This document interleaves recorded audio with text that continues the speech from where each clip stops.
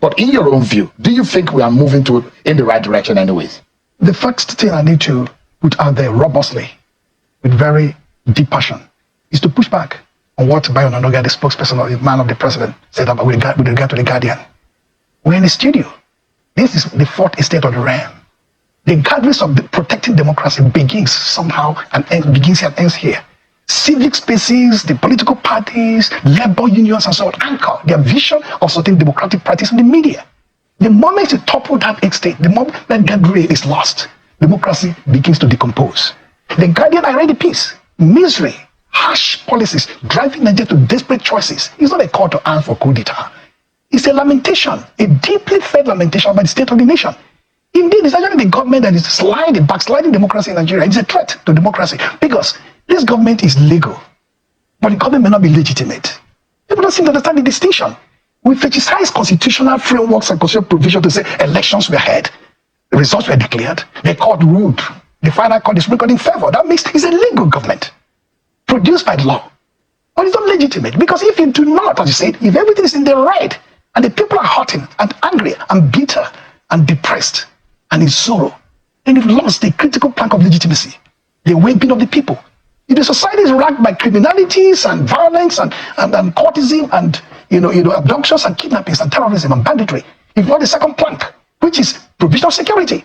So when you lose the security of the nation and the provision of the welfare of the people, you've lost legitimacy even when you're legal. So Guardian simply projected the sense of angst, the sense of ennui, the sense of desperation of the people of this country to say, they're hurting. And if care is not taken, they may look for self-help or make wrong choices or make wrong calls. It's a wake-up call, it's a call to arm. It doesn't require a robust rebuttal from the government. It is actually trying to kill an ant with a sledgehammer by threatening the media to abandon its positive moral force in society. So it doesn't look at the presidency is sensitive to the pains of the Nigerian people. It shows gross insensitivity. Not only gross insensitivity, it is more than gross insensitivity. It's a put down on the media. The moment the media is frightened, the Guardian editorial board will begin to now look at every piece of news and story to say, no, they will not be happy with this. The president has actually put us down on this one. Let us not go through this area. The Guardian are calling upon Guardian to remain stout-hearted, to remain vigilant in protecting democracy. Although the part of asking for a military takeover or the military on the sideline waiting to take over might be far too far for those who had fought hard for our democracy. Every tendency even by your own statement grudgingly conceded.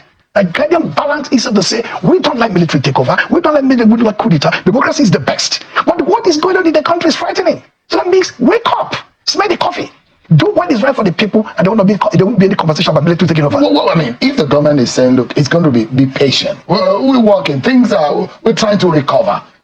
Do you see that recovery really happening? If the indices are saying recovery is happening, if the GDP or the economy is seeing some growth in the last two quarters, but in the lives of the question will be, is it trickling down? When you pressed him, I watched intently. Apart from foodstuff, staple food items, what other areas do you find these positive signs of recovery? Dr. Raymond Kuti, the president of Guide of Medical Editors, the medical directors, 50% of private clinics and hospitals have shut down. But check me later on this. Have shut down because they do not have patients anymore and they cannot maintain the running costs of things. If 50% of private clinics and hospitals have shut down because they can no longer provide services, they can no longer buy bandages, adhesive tapes, syringes, other stock, medical stock and so on, laboratory equipment, laboratory materials. 2, independent marketers are out there screaming loudly that 10,000 retail outlets on the verge of collapse because of lack of patronage. The last time around, only 4 million liters of fuel were consumed in a month. Last year, same time, 16 million. Nigerians don't drink fuel. They don't cook with it. People have parked their vehicles at home. People sleep at night without any fuel because there's no light and there's no money to buy fuel. Small businesses have collapsed because they can't even buy fuel to power their garri grinding machine and so on. So from 10,000 outlets are going to shut down, from 16 million liters of fuel consumption per month to 4 million. That is a massive indicator you're looking at. You're looking at any shambolic economic statistics that were 1% increase or 0.5% increase and so on and so forth. Look at drugs. I have comorbidities. That means I need to buy drugs every day to maintain my system. Some have moved from 2,000 to 30,000, 5,000 to 25,000. 5,000 across board. People have abandoned those areas. Can we give the government a chance for a moment? When the government says, look, and there are those who said before the election, whoever becomes the president or whichever political party gets into office is going to find it difficult to run this country because things were already as terrible as they were. For a moment, can we give this government a benefit of the doubt that somehow, when they say that we're going to experience an initial pain, and it's just over a year since they got into office, do you see the possibility that there are signs that this government is moving in the right path, and that light at the end of the tunnel is in sight? Let me shock you by something I've reflected upon when you placed the call and made a call. We should have this conversation. Sure. It is troubling to say the least. The bigger question of legitimacy lies with the composition of the governance infrastructure. Are you aware that 4 ministers represent Ogun State and 5 ministers represent the Southeast Zone? Almost a third of the country's population have 5 ministers, and 1 state of the federation has 4 ministers. Sure, are you aware that legitimacy is inclusive democracy and inclusive government, without which this question you raise can never be answered on the positive? I have restrained myself on this matter, but it's no longer time to achieve the sense of restraint. 4 key dimensions or spheres of governance. Criminal justice system headed by the president has under him the IGP, under him the Attorney General, has under him the DSS, has under him the chairman EFCC, all from one geopolitical basket of this country. Not because there's a consensus of elements within that basket, but a narrow, insular, almost primitive, chauvinistic manipulation of power to capture the criminal justice system. 2, the infrastructure of economic governance. Outside of the president, the minister, coordinating minister for the economy and finance minister, the CBN governor, the digital economy minister, the bill economy minister, the FIRS, the customs, the immigration. The list goes on. Under one geopolitical zone. 3, if you look at the security apparatus or the apparatuses of state, the army, the immigration, customs, we mentioned the police area in one geopolitical zone. Inside the villa, which should be a testament to the inclusive nature of our democracy. Why the government was blamed? This is beyond even what Buhari attempted to do. So this is shocking. And this is when you talk about how can you improve the economy, how can you galvanize the people to buy into your project of governance when they feel completely alienated. Inside the villa, you have the chief of staff, you have Bayo himself, you have now brought in Solidarity, you have the chief of protocol, you have the brigade commander of the brigade of guards, you have the NDC, all from one basket. It's a wake-up call not just for the nation, but for Yoruba people, a proud, glorious, progressive people I worked with. When we went for June 12th struggle in those dark days of Eastern Bada Union and Nadeko fighting the military, we from the East said, if the Yoruba who fought with the North against the East could not secure the presidency, Abiola, a Muslim and a friend of the military, we will never see it. We were prepared to die to get in that job. By 98, Shion, Olusegun Obasanjo of Yoruba extraction was brought up from jail by non-Yoruba people. Olufalaye became candidate top 80 because of one young of blessed memory who screamed aloud, where is the justice at Eagle Square? Was abandoned after winning a ticket. And I told him, calm down for the sake of our democracy. 3 parties fielded 2 candidates, Olusegun Obasanjo and Olufalaye. It has never happened in our history to placate and pacify that. The latest Joe Zife, who have beaten Falaye at AD final convention with 70% of the vote, I asked Joe Zife to raise his hand for the sake of equity and inclusion. That I have Ogun State producing 4 ministers, and the entire Southeast 5 ministers.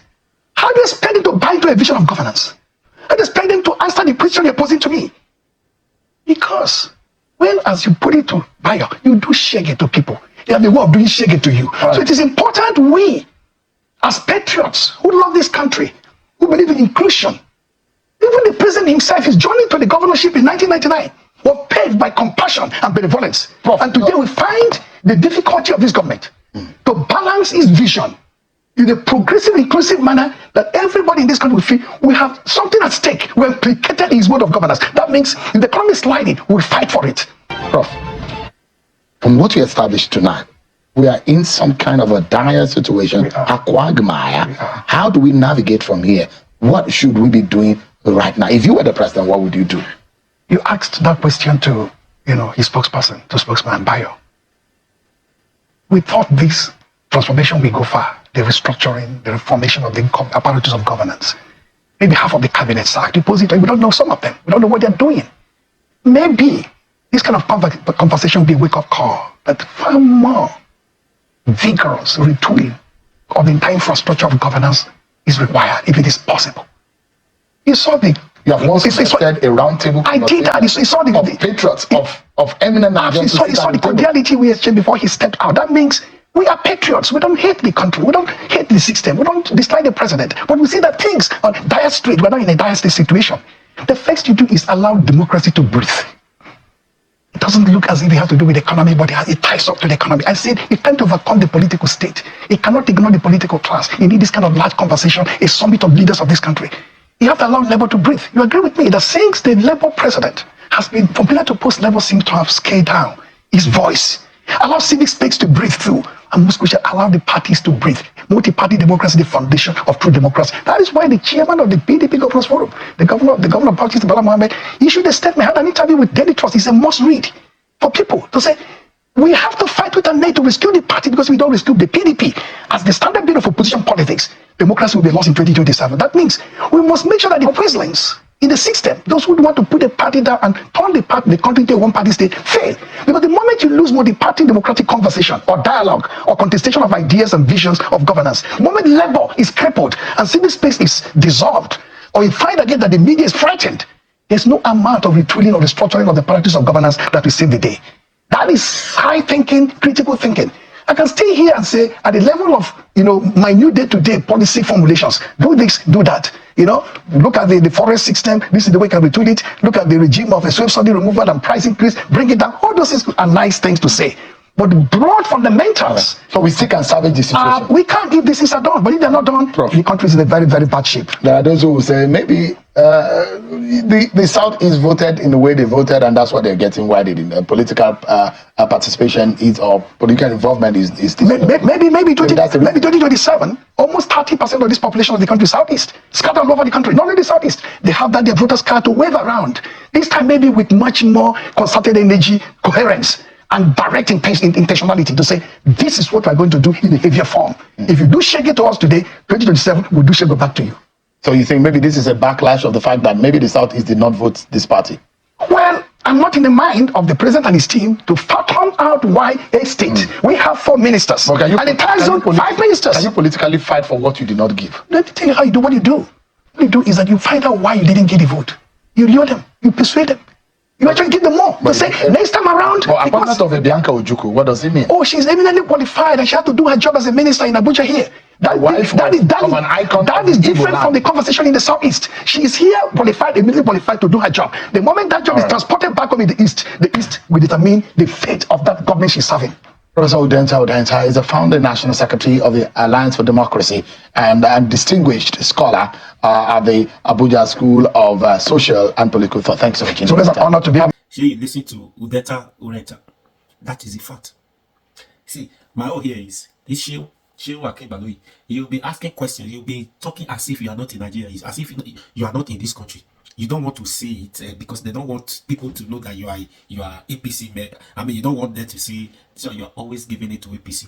Everybody don't know you are APC members. Anyways, they don't know that one. Say you'll be APC. As if you are not in Nigeria. Look at what you say. So you still have hope in Tinubu's government that they should give Tinubu time. The government that failed woefully, Tinubu failed woefully. You're still talking of time. What if, don't you think, since last year, don't you think 1 year is too small? We should give him more time. Don't you think 2 years is too small? They should give him more time. 1 year gone, 2 years is going. Where is Wole Soyinka? Wole Soyinka that says after 1 year before he will comment, has he commented? No, he knows that this thing has failed. He doesn't know what to say. That was why Tinubu, first of all, Wike went to award him or reward him by naming one of the Abuja route as Wole Soyinka Highway. You think Tinubu don't know what he do? This Tinubu government has failed woefully. If there is any other English to say, to use, not woefully, that is Tinubu's government. Anybody still expecting, give Tinubu time is a waste of time. The time you are giving is a waste of time. Tinubu failed already. Everybody should think of something else, something different. Plan ahead, like form a political party that anyhow Tinubu try. Get all the judiciary in his pocket, everything, that to say no to him that time, that is the only problem, only solution to Nigerian problem, to start changing things. I have been saying it. That's the only option. Yes, he will stay till 2027. But that 2027, whether he comes, say he wants to contest again, in fact, they don't even need to see Tinubu for ballot boxes. For me, they don't need to see Tinubu for ballot boxes on that 2027 election. If he said no waiting good for her, if his wife no waiting good for him, no waiting good for her in husband, we don't even need to see Tinubu for ballot boxes in 2027 before you even come to think or say people will vote for her, people will not vote for her. No, no. That's where the problem with I expect Nigeria to first of all react. Yes, that's where I am waiting and expect Nigeria to first of all react. Immediately the list of contestants, the candidate will come out of 2027. Once Tinubu come out, APC, in fact, is a lie. Now that protest will first of all start. And we don't want to see Tinubu for ballot boxes. Before you come to think or say people will vote, because he will repeat the same thing. He will do the same thing. We don't want Tinubu for ballot boxes. That is you. That's just it. I've made my point. What do you think? You see this video? Please share this video and share your opinion.